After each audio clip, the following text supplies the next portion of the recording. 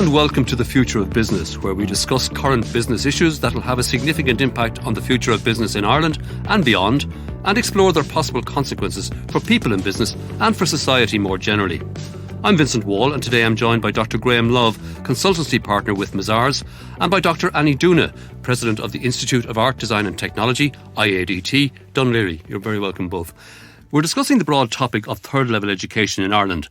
Now, picking up from our last podcast, let's focus on the third-level campuses themselves. And let's start with the issues of equality, diversity and inclusion. It's a pretty vibrant topic globally at the moment. Annie, how do we rate here in Ireland?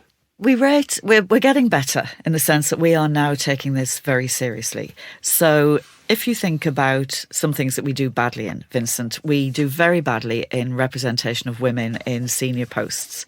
So there are only 2 presidents of universities and institutes of technology. I'm one of them. There has never been a female president of a university in Ireland's history, which is pretty appalling.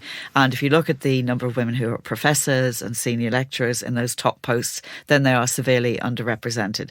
So the government, I think, has woken up to this, and the Minister, Mary Mitchell-O'Connor, and others have been really pushing the diversity agenda and saying, you know, we need to get more women in those positions. We know the good women are out there. We know the talented women. So what can we do to get them there? So there's been a number of government initiatives, including reports, including women-only professorial posts, other initiatives that are aiming to increase the number of women at the top. So I think that's very important as a starting point. If I interpret the Minister's thoughts correctly, I think she believes there has been a conscious bias on the part of the management and various departments of universities to specifically select males over females. Do you think that's the case, or do you think it's been a bit more like other industry sectors where a lot of women leave the workplace at a critical time in their career structures? No, I think there has been unconscious and conscious bias. So I think that there is definitely evidence from a number of high-profile places, including NUI Galway, where women were passed over, and it would appear almost consciously for promotion. So you had situations where women were equally as qualified, had done as much in the institution, had been there the same length of time, and who weren't being promoted to posts. So I think, as in all industries, there is now a recognition that conscious bias took place and that we need to address that. There's also unconscious bias in the kind of assumptions that maybe you just made, Vincent, that if you come out of the industry of the education to raise a family, you're going back in a sort of lesser position or with less knowledge or experience. And we know that that's not the case. You know, women catch up very quickly. So I think that the unconscious bias, those assumptions we still make about who's good for what jobs, who does technology, who does nursing, whatever, I think it's both. It's unconscious and conscious bias. The good news is that we've woken up to this, and we're beginning, as in all industries. I chair Screen Ireland, the film board. We've been looking at this as well. How can we increase the representation of women, of LGBTQ communities, of ethnic minorities in Ireland, and of people with disabilities? I woke up to this. I can remember reading a paper in 2012. I used to work for Science Foundation Ireland, and we had about 3,000 funded scientists. And I remember I compiled a lot of the stats in the planning function. And, you know, at around what you'd call mid-career level, the balance of scientists roughly favoured female, maybe 52-48 type zone, you know. But when it got to the what's called principal investigator, these are the very senior investigators, it was basically 90-10. So there was an efflux of people that we had invested in for a number of years, leaving the system in effect at somewhere between the mid-career and senior phase. So on its own, it's not the only argument, but as an economic argument, it was a terrible waste of investment and productivity. And I remember reading this paper. There's a very prestigious journal, the Proceedings of the National Academy of Sciences in America. And what they did is they took a single job application, and they selected 127, I think, faculty members from various universities. And they randomized them to sort of fake female or male to the same CV and asked them to score it and value it. And there was a massive favouritism on the part of both male and female academics in the judgment of the CV. So that refers to a massive level of unconscious bias. And as Annie said, we've woken up to this. There's now quite a bit of training. We do it in a lot of our funding agencies, etc. But it is very significant, and it is manifesting as we're talking about. And to accelerate the redress process that you say is underway, Annie, do you believe quotas in any sort of form are required? I think that's a very interesting question, because if we look at the evidence, if we continue making progress in the same way as we are now, then the research says it would take between 10 and 20 years to get any kind of equality, parity. Any kind of parity at all. So I'm a great believer in positive action. I'm a great believer in positive training programs, in encouraging women, in putting in supports for women, in, providing family friendliness, all sorts of things that will help both women and men, but particularly women. Quotas, I have come round to saying yes to. If you'd asked me that a year ago, I would probably have said no. But I've been talking about gender in education since 1974. Since I was 18, and I joined the Sheffield Women in Education group when I went to the University of Sheffield, and things have moved at a glacial pace. So I now think, in the same way as we've done with the houses here, the Oireachtas, putting in quotas as a way of focusing, finding those women and those talent, I am now not against. And I think there's been a lot of discussion about Minister Mitchell O'Connor's professorial women-only posts, and a lot of people don't like them, men and women. But I actually think if they get women into those posts, if they start that ladder process for women, then no, I'm not against it. Ditto. Actually, and I wasn't of that view before, but it was you were being generous there on the 10 years. I think it's at least 20 years on the current rate of change. And the scientist in me just looks at that data pattern and says if you add my loss of talent argument I was making earlier, that simply doesn't make sense from an economic perspective as well as the moral one. I mean, we have a 13 or 14% pay gap in Ireland across the board. Better than Europe, by the way. Europe's 17%.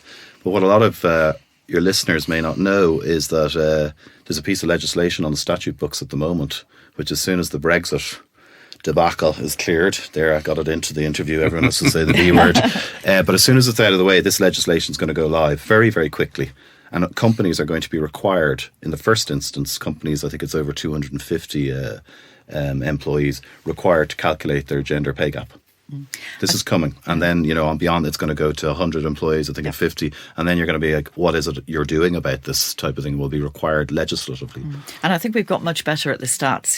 We didn't know what we didn't know a few years ago. So we're now collecting stats on gender, on ethnicity, on the pay gap, on promotion, on interview panels. So we're beginning to build up and understand the picture better to know how to then address it.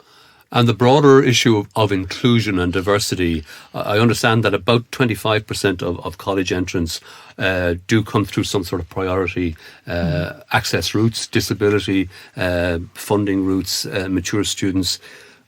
How do we rank? Are we getting better on that? We're improving on some aspects of it, I think, certain aspects of it, and not on others. And I believe there's a policy angle to this, but we're back in part to the funding piece, because it takes extra resources to target previously hard to access cohorts. So that the idea is that you can get at people of socioeconomically different backgrounds, ethnic wise, disability particularly. We're doing well on some of the disabilities actually. So it just shows you some of the interventions can work, but we're not going to achieve the kind of targets we hope for at the pace we're currently going at. And we're back to the active intervention measures with appropriate financing.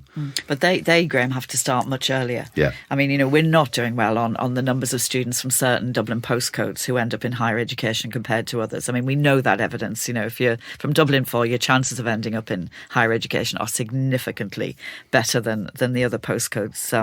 So I think, for me, third level can do a lot. We can do the here and there schemes, which you referred to. We can put in the additional supports. We want the additional resources to do that. But what we're doing, and we really should be doing as a nation, is going back to junior school and saying that has to start there. We have to start that work way back in primary school about dealing with the social issues, because if you can start solving that, and through second level, you're more likely to get disadvantaged students into third level.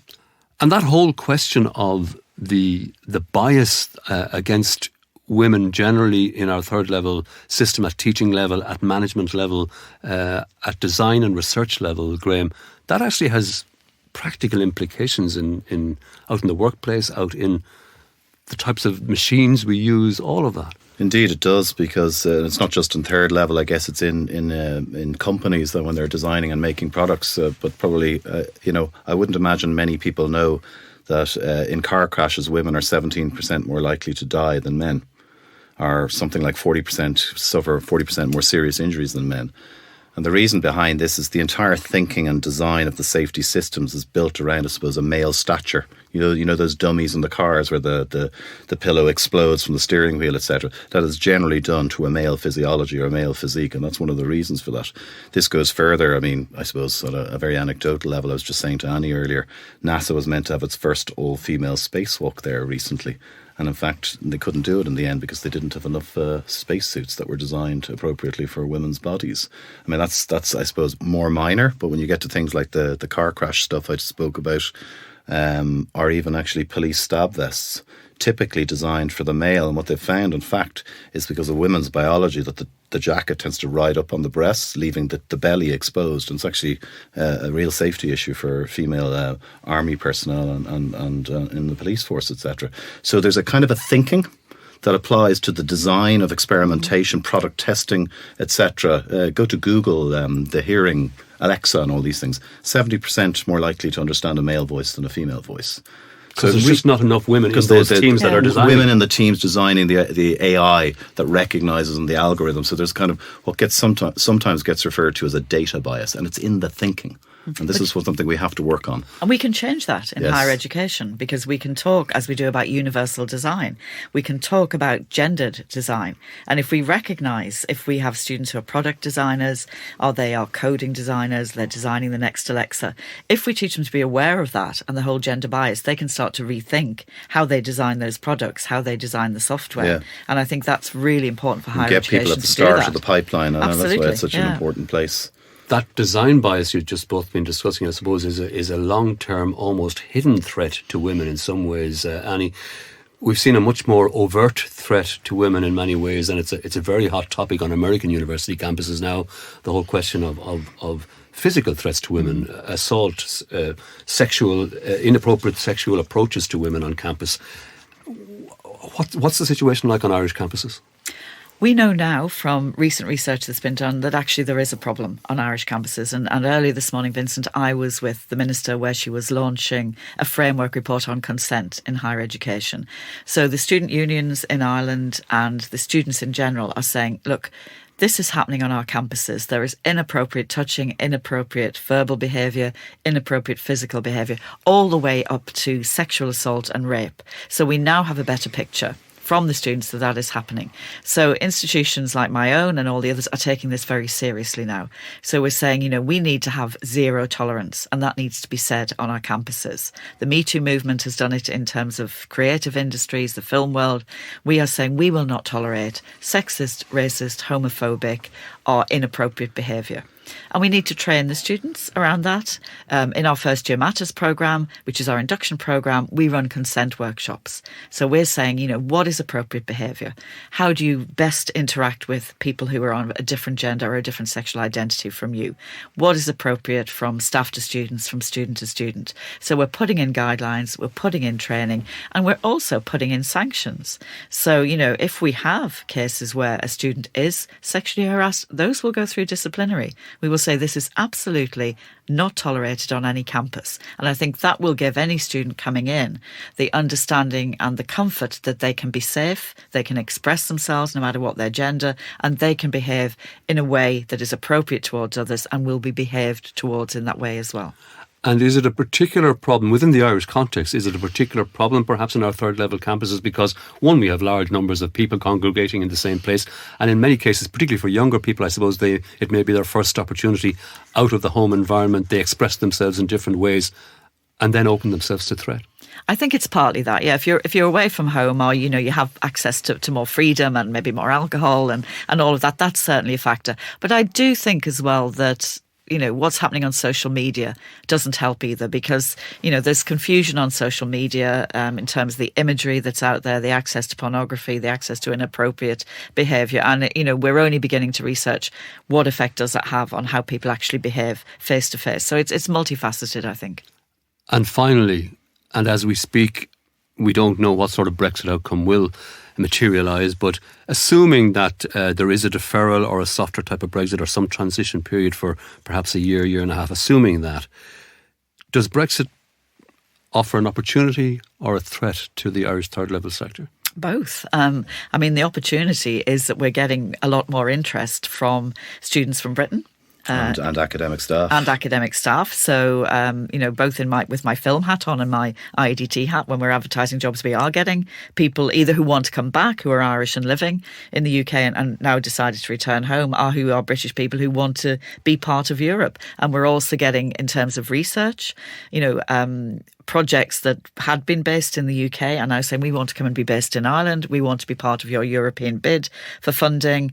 And we're getting a lot of interest there. So there's an opportunity in growing student numbers, in doing more research projects, in attracting greater staff.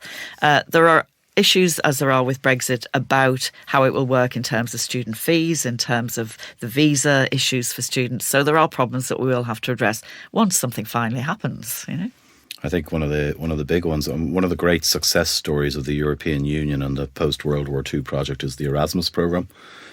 Student exchange across Europe. In Ireland, I think we send out about 3,000 per year and take in about 7,000 per year. As you can imagine, the UK, another English-speaking jurisdiction, is many, many multiples of that. If they end up being outside the European Union, there are going to be an awful lot of people wanting to come here. Now, I think that's wonderful, but there's a capacity issue. In order to be able to do that well. So when you ask about opportunities and threats, it's both. Yeah. And it depends. I suppose it depends very much how we choose to handle them. We'll leave it there, the fascinatingly broad and complex and challenging topic of third level education, threats and opportunities. Dr. Graham Love of Mazars and Dr. Annie Doona, President of the Institute of Art, Design and Technology, Dún Laoghaire. Thanks indeed for joining us. Thank you, Vincent. Thank you for listening to The Future of Business with Vincent Wall and Mazars. We welcome any feedback to our podcasts and particularly your suggestions as to topics we should cover. You can comment and rate us wherever you find this podcast or on mazars.ie. Bye for now.